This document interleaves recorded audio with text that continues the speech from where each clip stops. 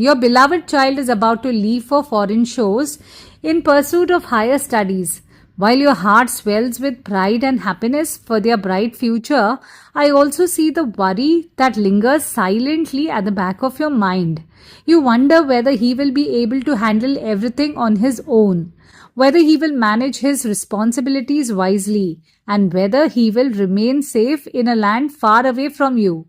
Child, do not let your heart be burdened with fear. I am going along with him. He will never be alone, for I shall remain by his side every moment. I will watch over him, guide him, and protect him just as a loving parent does.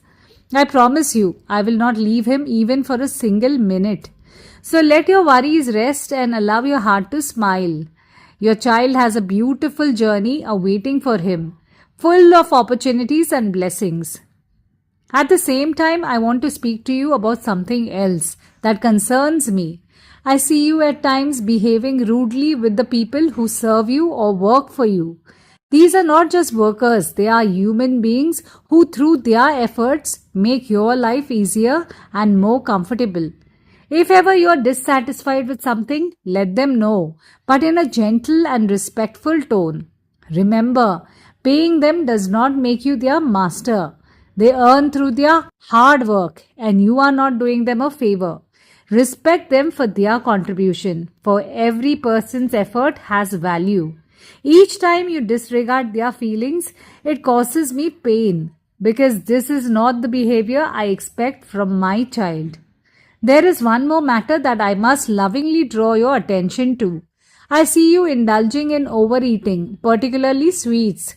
You often joke and tell others that you are a foodie and that you love to eat. That is fine, my child, but I also see that you sometimes go overboard, especially with your cravings.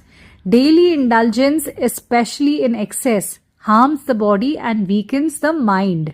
Anything done in excess, whether food, emotions, or desires, becomes dangerous.